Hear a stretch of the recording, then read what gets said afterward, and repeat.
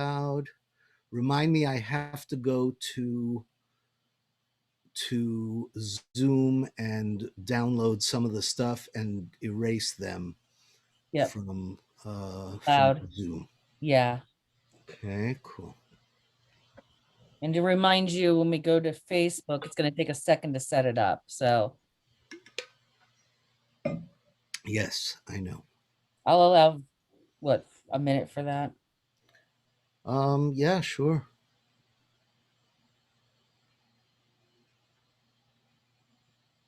I'm curious if I mute my. Actually, no, I know I can because I do it in class. When I'm playing music, I can actually mute my mic. All right, Oh, we are at yes. 6:56. Yeah, we are Yes. exactly, we are 60 minutes away. Why don't you go ahead and start setting up the Facebook? All right, so I'm going live on Facebook. And I'm on the page. I'll let you know when you're live after I call it. Continue as Avi. Okay, Zoom would like to post content to your timeline. Who can see it? Friends. Yeah, every public. It's public. Okay. Choose what you allow. I would like post content to what? No, not now. Fine, keep going. Okay, Zoom. Oh, Curious Rabbinic Tales. All right, here's a. No, I don't need that. Okay, but let me copy. Fine. All right. Share on my own timeline. Why is it? It's just going to my personal timeline. But I want it to go to Yiddishkeit Initiative. Why isn't it going to Yiddishkeit Initiative? Okay, this is a problem. Let me see if I go live on custom live streaming service. Yeah, Preparing. you I'm can go live whenever you're ready. I'll let you know when it's live. I'm looking for Facebook. trying. Yeah. I'm having a little trouble. Nope, doesn't want to do that. Oh my gosh. Okay. So I have to go live on my own timeline because it's not giving me any other option. So what do? I guess I'm going live on my timeline. And Yeah. what you have to I'll do post it and there's the Ishkite. is go on me and share it with Yiddishkeit Initiative. Will do. I'm already standing by. Okay, I'm going live on my timeline. Oh, golly, sure. And now I'm live according to what it says on the Zoom. You're live.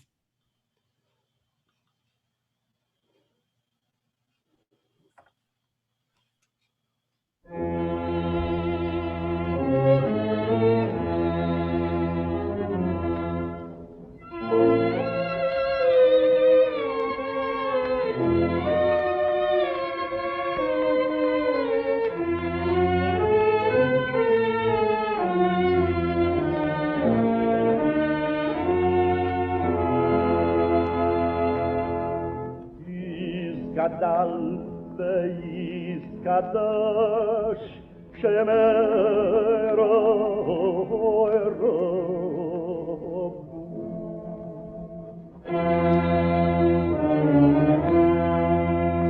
ויול מודיב רוחי רוסי וימליך מלכוסי יבואי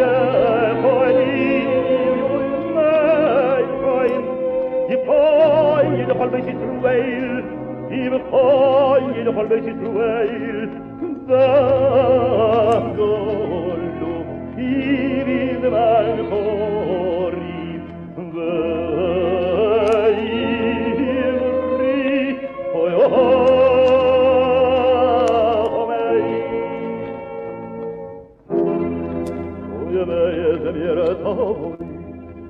to jest meine Tatuniu, будешь варти Gatuniu, будешь варti noch weimen, Farbu sollst die auch meine Schumme nicht hinnehmen.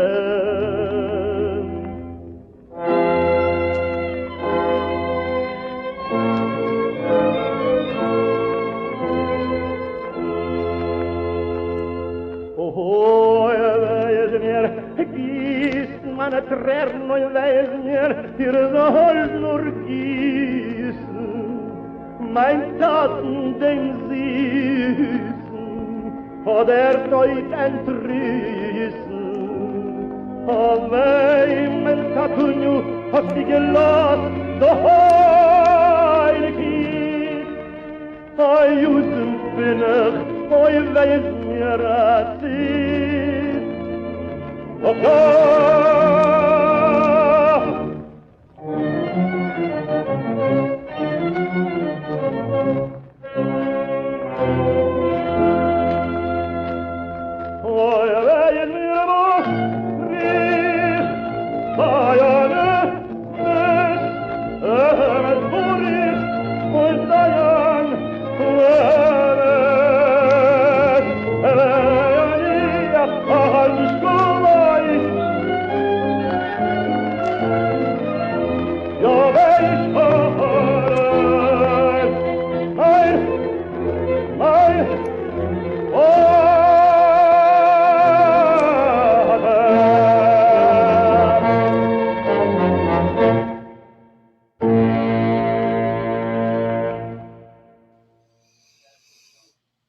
Shalom Aleichem to everyone here. Welcome to our lecture of Curious Rabbinic Tales, the shortest tall stories, written and adapted by Professor Miriam Hoffman and presented by her son, and that would be me, Avi Hoffman. The song you just heard was Der Yeshiva Bocher, the Yeshiva Boy, sung by Boris Tomaszewski. Close the door. Sung by Boris Tomaszewski. And he, of course, was one of the greatest Yiddish actors of all time. As you probably noticed, I have my mother with me tonight. And after the lecture, she will be available to answer any questions. If you are watching directly on Facebook, you can put your questions into the chat, and we will try to do our best to answer them. And there are a few people, I think, from the University of Miami, our sponsor for this evening, and we will be able to bring them onto the screen and they can ask questions directly. So without further ado, Curious Rabbinic Tales, the shortest tall stories. Jewish folk tales belong to the earliest folk literature whose stories probably predate even Jewish sources. Once they were adapted into the Jewish setting, then they were integrated into our own mythology. Folk tales were told as parables, with a moral undercurrent to expose human frailty and strength, vanity and heroism. These Jewish stories describe wit and wisdom, evil and goodness, breaking down the established norms, unmasking foolish pride, and fighting against injustice. The following tales and legends talk about miracles, heroism, and cowardice, but above all, they talk about the poor folk and the wealthy. In short, anything that we wouldn't say openly, we could disguise in a parable or a folk tale. And these tales are our most treasured legacy. Und jetzt Hannele, die Volkssängerin.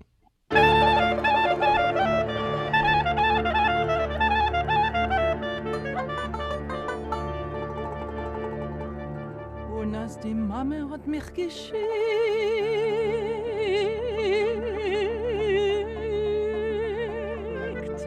geholfen, na ja schick, hat sich in mir verliebt, oh ja, Bocher, Aprikaschick, ay, das a Bocher, a scheint und a feins,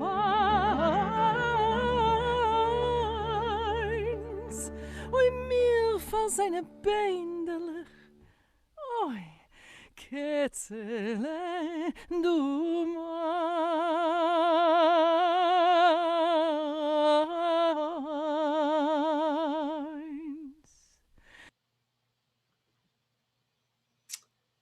The one and only female pope in the Vatican. Two great Rebbes, Reb Motale Chernobyler of the Chernobyler dynasty in the city of Chernobyl in the Ukraine, and Reb Yisrolche Reginer, stemming from the city of Regine. Among them, they conducted an exchange of dialogues and ideas. Each one of them had in mind to outdo the other in storytelling. And so, Reb Yisrael Reginer began spinning his tale. One day, a very distressed chussid, a pious Jew, came running into the Rebbe's house with a plea. Rebbe, only your blessing can save my wife from a very difficult labor. And the Rebbe, realizing that the man was distraught, he began comforting him. Not only will I bless you, Tzigezint, but I will tell you a story. And the Reginer began to spin his tale according to the Hasidic tradition. This is a true story about a very bright young woman who lived in Rome, steeped in the Catholic lore, but she couldn't attend the Catholic seminary due to the fact that she was a woman. So she decided to disguise herself as a young man. And she attended the Catholic Academy of Rome. As an excellent and valued student of religion, she made a name for herself and in time was promoted to the priesthood and then bishop until she was appointed cardinal. Of course, no one suspected that she was a woman. The secret remained with her. And as time passed, the Pope died and the Vatican was about to select a new pope in Rome. A search began until they came upon this extraordinary cardinal, not suspecting that she was a woman, and they proclaimed her the pope over all the Catholics. Now, as it is well known, there were some priests who often were inclined to transgress, to sin on the side. And indeed, thus it was with the new pope, who hung around at night in the streets and the alleys of Rome, while no one suspected that she was the pope. Not long after, this female pope discovered that she was with child, pregnant, and due to the fact that the Pope wore wide garments, no one knew that she was in the family way.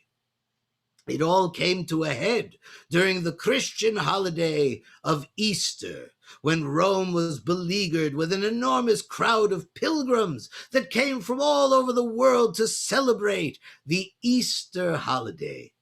It is said that every year at the same time, a great big podium was erected on the balcony of the Vatican. This was the place where the popes would deliver their papal sermons. And the Pope appeared, facing the big crowd. But in the midst of her sermon, she felt labor pains coming on. And before she knew it, she had given birth to a bouncing baby boy. The entire Vatican was thunderstruck. The crowd outside was bewildered. How is it possible? How is it that the Pope could be a mother? But, said the Regina Rebbe, it is known that everything is possible when it comes to the nations of the world, and the same goes for their holy scriptures. Now suddenly the man who had come to the Rebbe with a plea to ease his wife's labor pains realized that he had totally forgotten what he came for. So he turned to the Rebbe and he whispered, Rebbe, how does this story relate to me? It has, said the Rebbe. While you listened to the story quite intently, your wife delivered a healthy baby boy.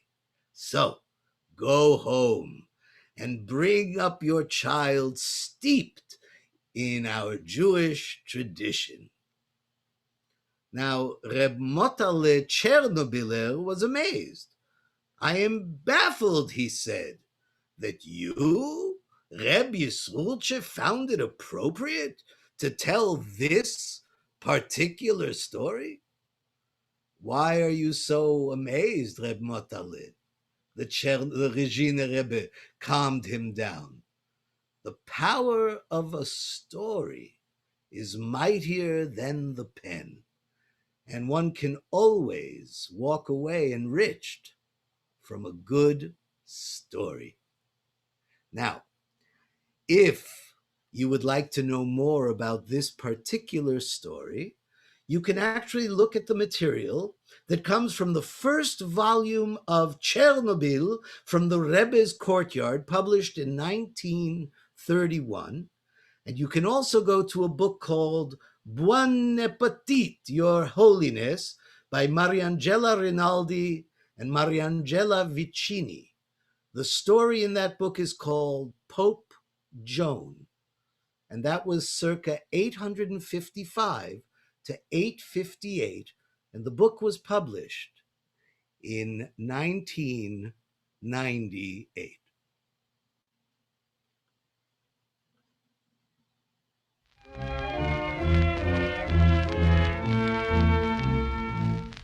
Meierke meine Kind, meierke meine Kind, erzähl mir, wo's Herz sagt dort, in Städtele Atin. Wie seht euch so Schilachu, wo's Fleck stehen bei mir Lachu, erzähl mir, ich bete dich, meine Kind.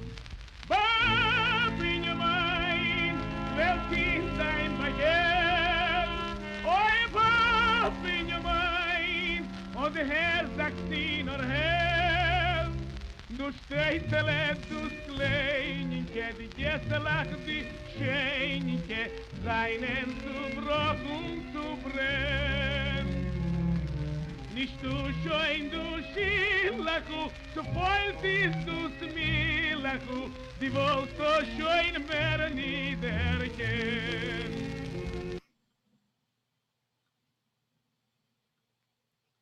The Keys.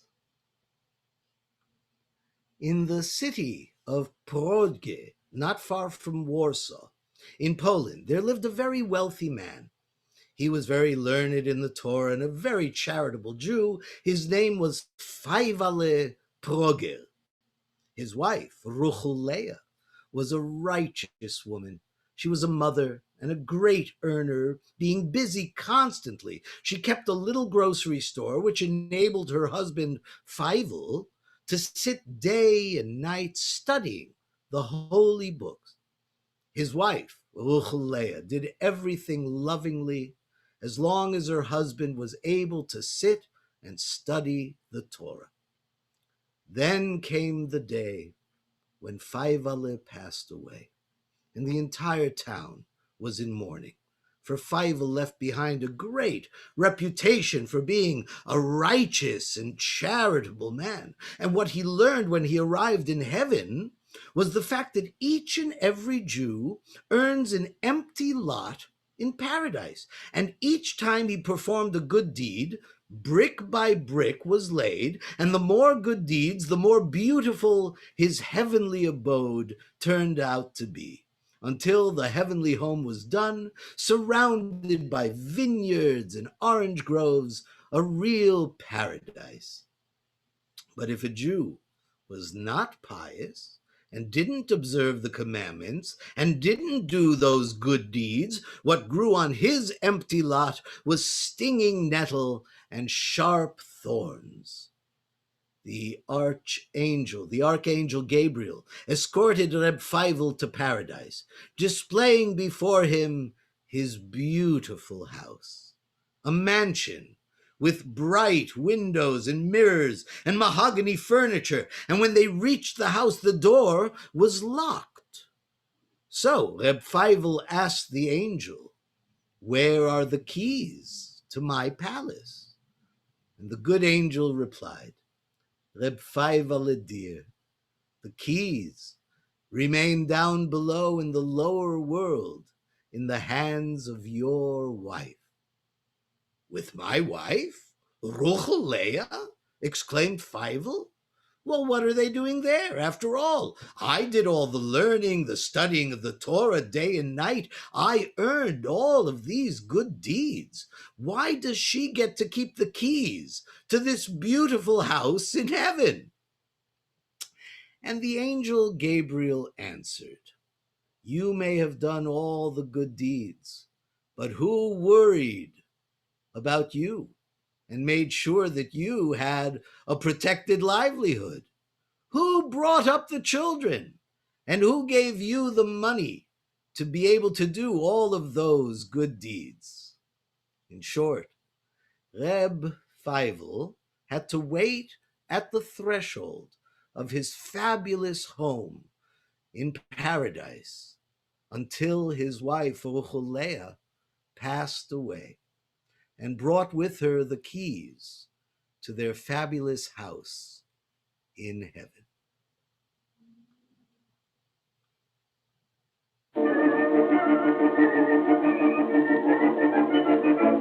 Alte sind der Volk zum Reben.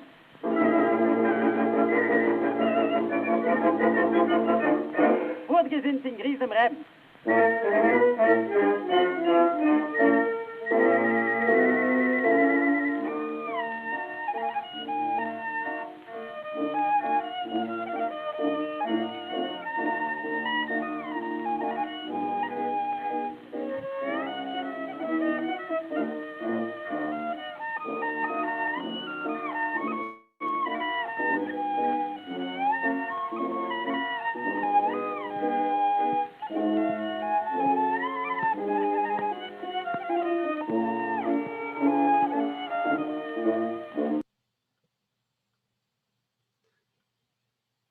The foolish folks of Chelm. Now, pre-war Chelm was a real Jewish town in Poland. But in our folklore setting, Chelm was known for its fools, the Chelemer Noronim, the foolish folks of Chelm. Now, they were the object of ridicule, and they enjoyed great popularity among the Jewish people. But we didn't invent the town of fools. There were the wise men of Gotham, who were considerably older than the fools of Chelm. The Syrians regarded Homs as their Chelm of dullards. The Persian tells stories of Gilan as the town of simpletons. The Greeks had Boeotia, a city of incredibly witless folk. The French scoffed at their countrymen of Saint-Maixent. The Scots decided that the men of Cooper and Fife, the Germans poked fun at the residents of Swabia and Schildberg. The Italians laughed at the inhabitants of Zago, who fertilized the steeple of their church to make it grow taller.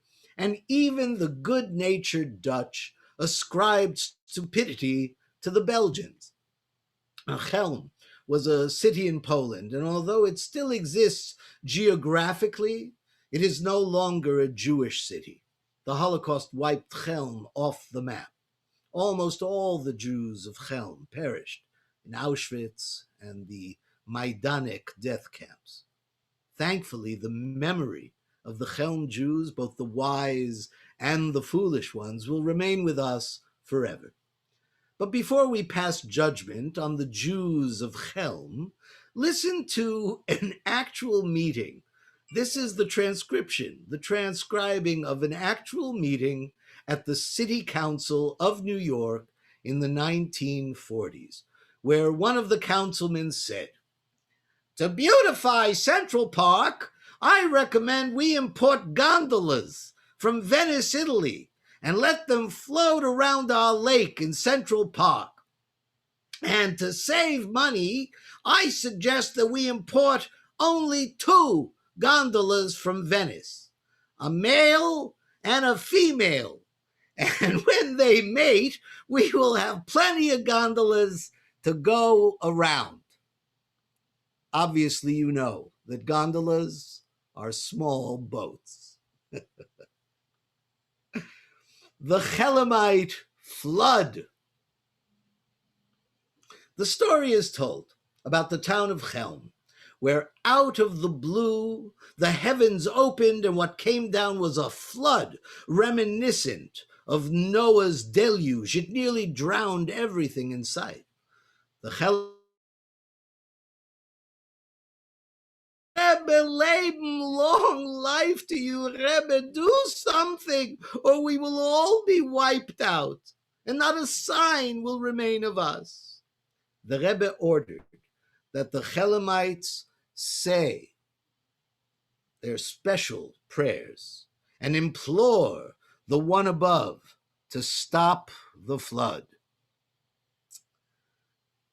But to no avail.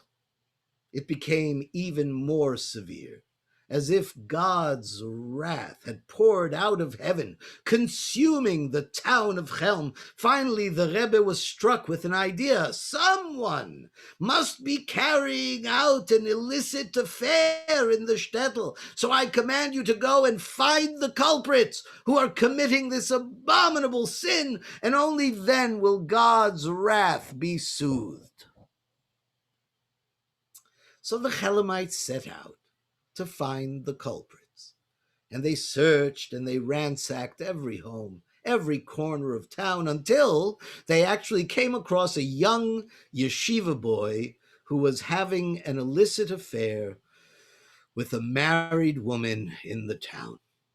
In a state of rage, they began cursing and throwing rocks at the sinful couple with the idea of stoning them to death. And when the Rebbe heard what they were doing, he came running with his fists in the air, out of breath, shouting at the stone-throwing crowd, Gewalt! Gewalt, Yidden, stop! Jews, what are you doing? You have as much brains in your head as the church has mezuzahs. You idiots! You fools! You could, God forbid, kill the couple. Why aren't you thinking ahead? What if next year we have a drought here in Chelm and we need their services? What will we do then? The Chelemite oven.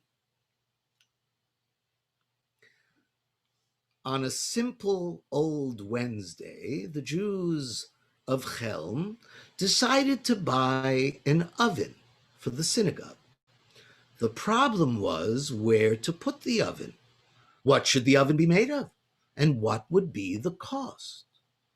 So one day, between the afternoon and the evening prayers, zwischen Minche and Ma'ariv, they assembled to discuss the oven. One of them said, the oven should be made out of iron. And another said, I insist it be made out of tile. And they all decided that iron and tile was much too expensive. And then Badal, who came from the village, jumped up and said, gentlemen, I will help you. I am blessed with plenty of cows on my farm. I have plenty of flour and butter, more than I need, more than I can sell. So I suggest you make your oven out of butter, and I will donate all of the butter for free. And the Chelemites, they were ecstatic. But one of them shouted out, you must be crazy. The butter will melt in the fire. And the other Chelemites reproached him. Would you rather freeze to death? At this point, the Rebbe of Chelm stood up and he pointed his finger at the congregation. Gentlemen, don't be so hasty. We cannot make the oven out of butter. It's impossible. But why, Rebbe? Why? For the simple reason that when the eve of the Sabbath Erev Shabbos arrives, and you are about to put a fleshik, chunt, with meat in it, into the oven. And the oven is made out of butter, it's dairy, it's milchik. Then you will have a treif, non-kosher oven on your hands. Have you thought of that? Now let's leave Chelm behind and explore how the rabbis made sense of death.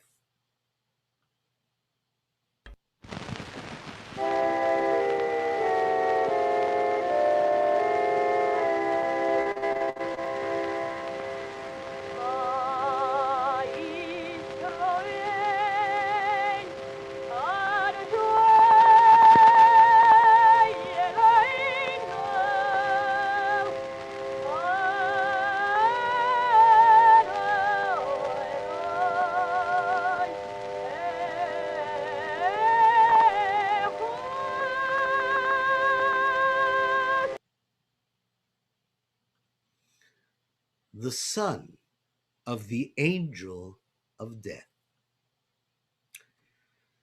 There was a time when the angel of death came down to earth and married a Jewish woman, a real witch, and they lived unhappily for many years together until she bore him a son.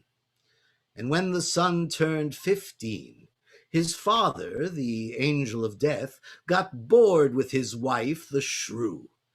He preferred hell to spending more time with her, but he turned to his beloved son and he said, "My son, I advise you to become a doctor. And when you visit a sick patient who will not survive, you will see me stand at the top of his head, a sign that he will not make it. And if you don't see me, it will be a sign that the patient will survive and get better." And that said, the angel of death disappeared. And the son did become a well-known doctor, famous the world over. As time went by, the king of the land became ill, and no doctor could help him. The son of the angel of death was invited to heal the king. And the ministers were all too clear when they told him, "If the king dies, you will pay with your life." So the son proceeded to examine the king. His pulse was slow, and his breath was belabored. And suddenly he spotted his father, the angel of death, at the head of the ill king's bed. He shuddered, and he said to him, "Father, please, get out. My life depends on it." And his father responded, "My son, the king must die." And the son realized that his father wouldn't budge unless he threatened him. "Father, if you don't get out of here right away, I will have no choice but to call mother over here." And as soon as his father heard his son's warning, he disappeared. The king got well, and the son got rich. A greater trick. The Rebbe of Prague was once accosted by a meshugane, a crazy person, who put a pistol to his head, and he said, "I want to see how the Rebbe of Prague jumps out of the third-floor window and survives." The Rebbe of Prague listened to the demands of the meshugane, and he replied, "That is not such a big deal. Everyone is capable of jumping from the third floor. A greater trick would be to go downstairs and jump up to the third floor and meet you back here. So the Meshugana agreed, and the Rebbe survived. The man with the glass legs. Reb Dovidel, the Chernobyl Rebbe, was a healer of the sick, a dispenser of blessings, amulets, remedies, as well as being a mystic. He also knew the wisdom of ointments and remedies. All in all, he was a miracle worker. One day, he was visited by a man who insisted that he had glass legs. He was afraid to sit down, afraid of breaking the glass, so he lived his life in an upright position, always standing, no matter how many times he was told that he didn't have legs made out of glass. It was to no avail. People around him suspected that he was possessed by a dibuk, an evil spirit. So he was taken to the Chernobyl Rebbe to extract the evil spirit out of him. The Rebbe told him to sit down. The man refused. In a wailing voice, Rebbe, I cannot sit. My legs are made out of glass, and if I will sit down, they will crack. And so the Rebbe shouted out, I order you to sit down. I command you to sit down. And the man shuddered and trembled with fear. But if the Rebbe commands, he must obey. He sat down and instantly heard the loud crash of shattering glass. He imagined his glass legs breaking into millions of shards and splinters. But the man then felt his legs. They were now made out of flesh and bone, just as the Chernobyl Rebbe had predicted. You see, the Rebbe said, the glass broke, but your legs remained intact. And the man was overjoyed, and he went home as if he was walking on air. The Rebbe's followers were baffled, and they asked the Rebbe how he had accomplished this miraculous feat. And the Rebbe replied, I told my assistant in the kitchen to break several dishes at the precise moment that the man sat down. And this made the Rebbe's disciples very happy, knowing that they had such a brilliant Rebbe. Herr Betzig, wir werden sehen mit unseren eigenen Augen, wie der Rebbe geht dann. Eure Babbe, alle Huben sehen Sie dem Tanz. Oi, du Kinder, der Rebbe allein, ein Kinder allein. Gläsner, spielt jetzt, wie hat noch keinmal nicht gespielt. Ja. Hoi, Freiler. La la la la la la la la la la.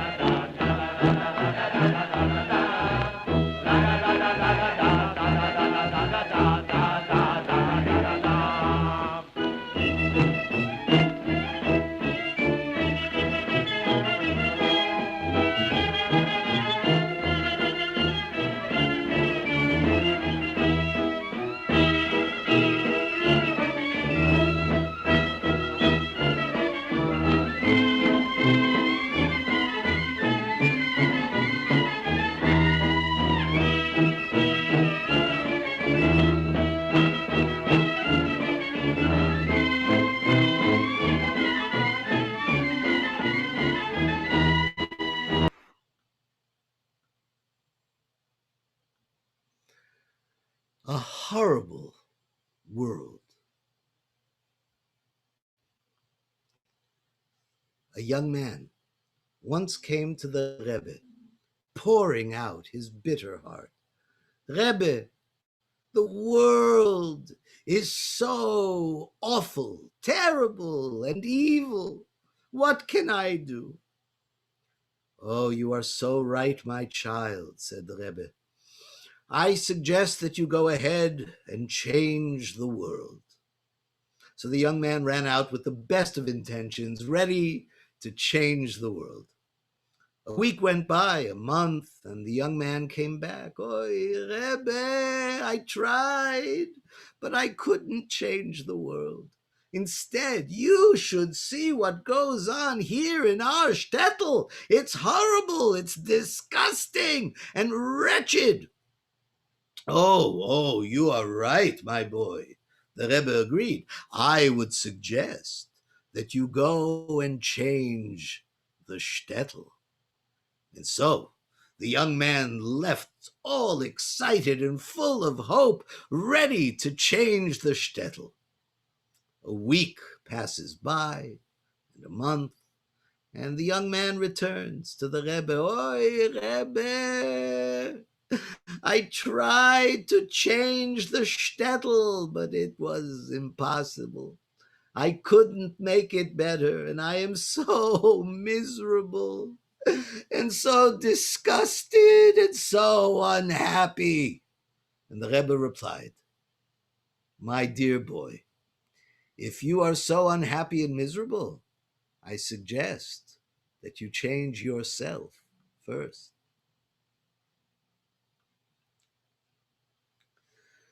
The city of Vilna, also known as Vilnius in Lithuania, was known for their great Torah and secular scholars. So here is a tale of Jewish urban life called Vilna is a Big City. One day a Jew ventured out to the city of Vilna, and when he came back to his little shtetl, he didn't even have adequate words to describe what he saw in the big city of Vilna. And when he was asked by the shtetl Jews, tell us, what have you seen in the city of Vilna? He replied, oh, the Jews of Vilna are extraordinary people. And the small town folk couldn't understand what he meant by extraordinary. So he explained, I saw a Jew who swayed back and forth over the Talmud studying day and night. And I saw a Jew who was running after women day and night. I saw a Jew that pursued business ventures day and night. And I saw a Jew that ran away from women like from a wildfire day and night. I saw a Jew who used to run around day and night with the red flag shouting, revolution! And I even saw a Jew who ran around shouting, down with the revolution! And the shtetl Jews were amazed. They asked him, why are you so amazed? After all, Vilna is a big city. All kinds of Jews live there. And the traveler replied victoriously, don't you understand? I am talking about one and the same Jew. And finally, 3 short stories that embrace the humor and the wisdom of the Jewish people.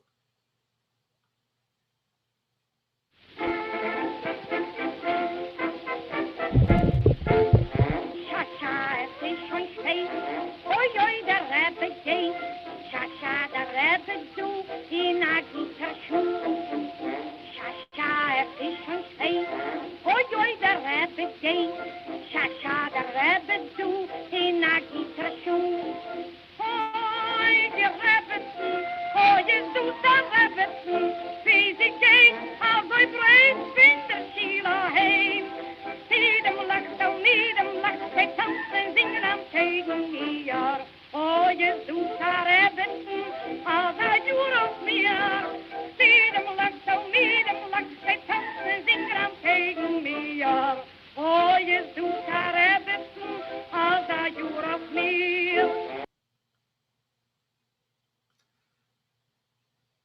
The first story is about a mother, her child, and the great empathy of our people. It's called What About the Little Crickets and Worms? Take a good look, my child, at how the one above has set up everything in the world in an orderly fashion, said the mother to her child. The birds lay their eggs in their nests, and when the baby birds come out of their shells, the mother bird and the mother bird begin to feed their babies with little crickets and little worms, and the baby birds thank and praise the Lord for his exceptional goodness.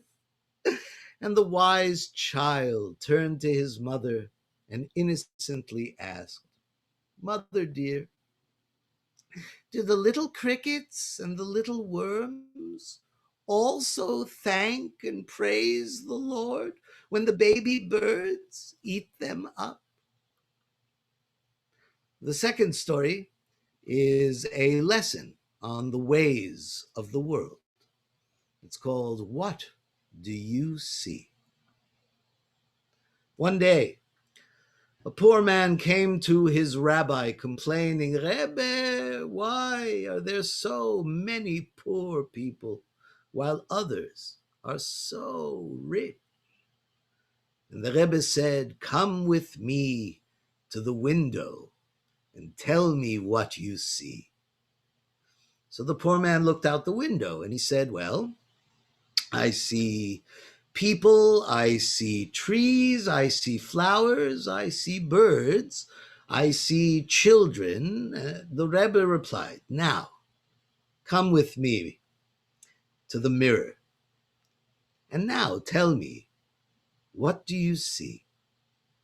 And the man said, well, I see my face, I see my nose, I see my eyes, my chin. And the Rebbe said, you see, my good man, both the window and the mirror are made out of glass, but the mirror's back is silver, and so you see only yourself. The same goes for many, many rich men. They are men just like you and me, but when their pockets are full of silver and gold, very often they see only themselves. And we will finish our curious rabbinic tales with a short story about modern Israel. The story is called The Rebbe and the Israeli Bus Driver. Reb Yisrael was a pious man, a very devout man, who lived in the Holy Land and followed all the commandments. He led a very humble life, teaching young boys the Torah. His small school, his cheder, was always filled with young men who couldn't sit still, looking out the window, envious of all the children who were free outside to play ball. And all the boys in his cheder never wanted to pray. But Reb Yisrael, he kept a tight grip on them, and he wouldn't let them out of the cheder until late at night, after the sun had set. He waited until the boys were exhausted, and only then would he send them home. One day, Reb Yisrael passed away, and he went to heaven. And he was told by the angel Gabriel, the keeper of the heavenly gates in paradise, to please sit down and wait his turn. Now, next to him in the waiting room was an Israeli bus driver, whom the rabbi actually knew quite well. And he knew that that man was not devout. He traveled and he smoked on the Sabbath. He ate non-kosher food. He never visited the synagogue. He didn't keep any of the commandments. And he blasphemed against God regularly. What was this lowly bus driver doing in the waiting room at the pearly gates in paradise? Reb Yisrael wanted to know, but one doesn't ask any questions when it comes to heavenly justice. You just sit and you wait. And suddenly the gates of paradise opened, and Gabriel, the keeper of the gates, invited the Israeli bus driver to enter heaven with great fanfare. The Rebbe couldn't understand this injustice. He couldn't understand what was happening. Why was this godless, irreverent, sinful man welcomed into paradise first, while he, the Rebbe, who was pious and devout all his life, he ate kosher food, he kept most of the commandments, he did good deeds. Why was he forced to wait? This mamzer was welcomed into paradise first. Where was justice? And so the Rebbe turned to the angel Gabriel, the keeper of the gate, with a heavy heart. And he asked him, "My dear angel Gabriel, why was the Israeli bus driver welcomed into paradise while I, who have kept most of the commandments, I ate kosher food all my life, I did good deeds, I am disregarded and asked to wait?" To which the angel Gabriel explained, "You see, Reb Yisrael, you were forcing little boys to learn the Torah and the commandments from morning till night, until the boys fell asleep, and they never wanted to pray. But this Israeli bus driver, he used to drive his bus so wildly that all of his passengers instantly became extremely devout, and they prayed with all their might." So thank you so much for coming. We hope you enjoyed our short, tall stories, our curious rabbinic tales. And so we come to the end of the lecture portion.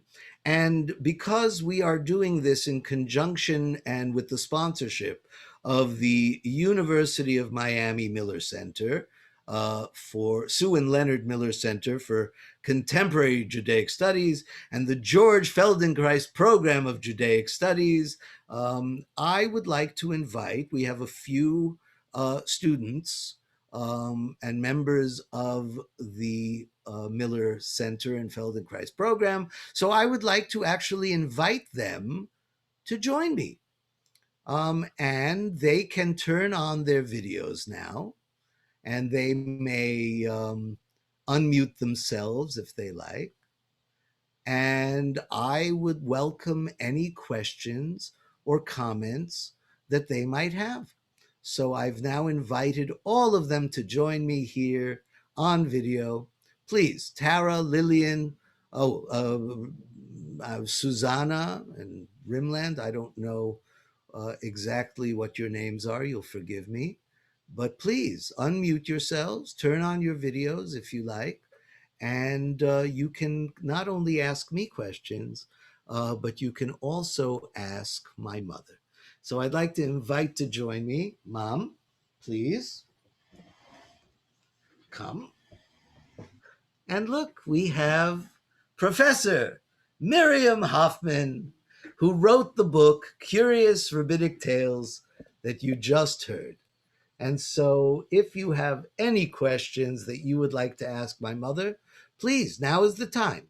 You can put it in the chat at Facebook. You can join me. I've invited those of you here from the Miller Center to please join me. And so now is the time. In lieu of your questions, and again, please, those of you who are here in the Zoom with us, I've invited you to turn on your videos. You can start your video if you like. I am asking you to start your video. I am inviting you to start your video. You can unmute yourselves and ask any questions. But I am more than happy to ask my mother some questions. No, Mom. Ja, Was het er? alles is good. Alles is good. Everything is good. So you wrote this book, Curious Rabbinic Tales, the shortest tall stories. Can you tell us a little bit, and all the people watching right now, how did you come to write the book? Where did you find all of the material? I did a lot of research. Right, tell them. I did a lot of research. Right. I found the stories, I wrote them down, and I put it into a book. Now, for those of you who don't know out there, my mother was professor of Yiddish language and Jewish culture at Columbia University. For how long? 25 years. 25 years in New York City at Columbia, teaching Yiddish language, Jewish culture, and many of the stories that you heard this evening became part of her curriculum. And so they were part of what she was teaching to the students. And that's when she collected all of these amazing stories. And so, Mom, I know which one is my favorite story. Do you have a favorite story of all these stories? All of them are my favorite. Right. All of them. One of them in particular is my favorite. Which? It's the first female pope. Oh. Now, ladies and gentlemen, those of you watching, the first female pope is actually based on A story. a true story. True story. And it was forgotten and obviously is not talked about in the Catholic Church. But apparently between the years 855 and 862 or whatever it was, I can look it up again. It was in the first story that I told. Yes, it was 855 to 858. Apparently, there were 3 years that there was a Pope Joan, which, is kind of forgotten and not discussed. So, do you think it's possible that this story actually happened?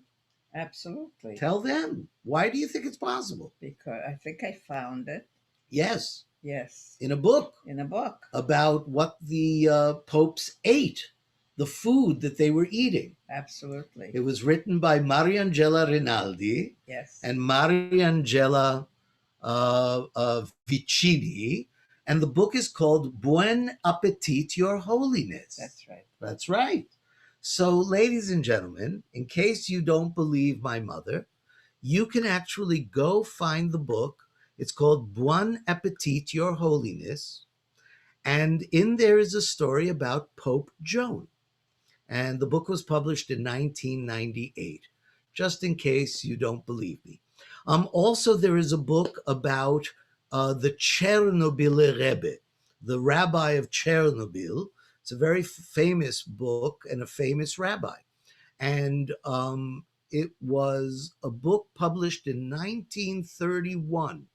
And the book is called Chernobyl from the Rebbe's Courtyard. And so in that book, you will find the story that the Chernobyl Rebbe told about the first female pope. Excellent.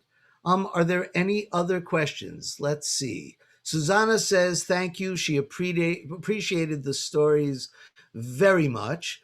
And she wants to know where she can find a reference to that particular story. So I guess I just answered your question, Susanna. You can actually find both of those books somewhere in reference libraries. I don't think they're still being published, although Bon Appetit, Your Holiness actually may be available on Amazon. I know we have a copy, so I think you can probably find it. Are there any other questions or any other comments?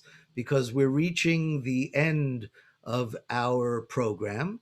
And so anyone on Facebook, our stage manager this evening is Tara. Gee, thank you. Sie sind genossen auf den Emes, which means you sneeze on the truth. So Tara is our great stage manager. Tara, if you see any comments or questions on Facebook, please let me know. Any other questions or comments from our students? I guess not. So I would like to thank my mother for writing the book Curious Rabbinic Tales, the shortest tall stories. And you can find that on our website, YILoveJewish.org.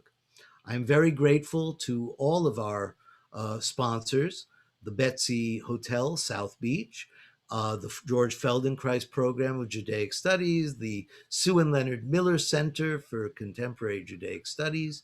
I want to especially thank Chaim Shaked, Dr. Chaim Shaked, for allowing us to do this series. And so I have discovered a short video that Chaim prepared for us, talking about the importance of our organization, Why I Love Jewish, which is a division of the Yiddishkeit Initiative. So I thank you all for coming. Please sit back and enjoy our sponsors and a short message from Dr. Chaim Shaked.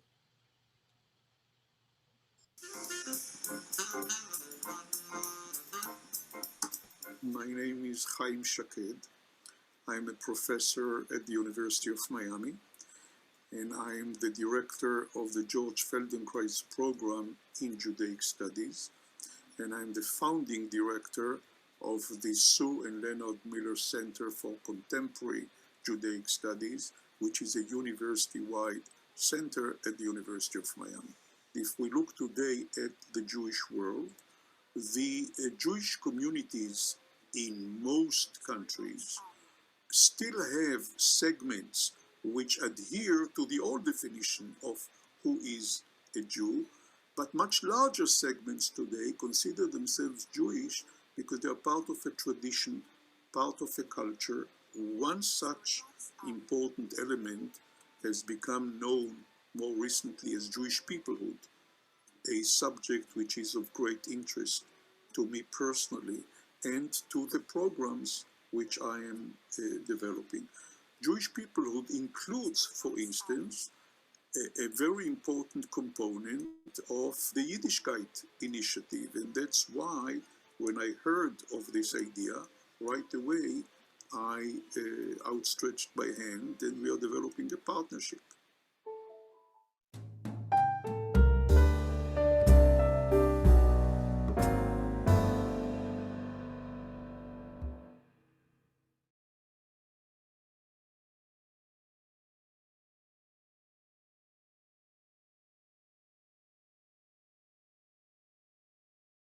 And we're no longer live.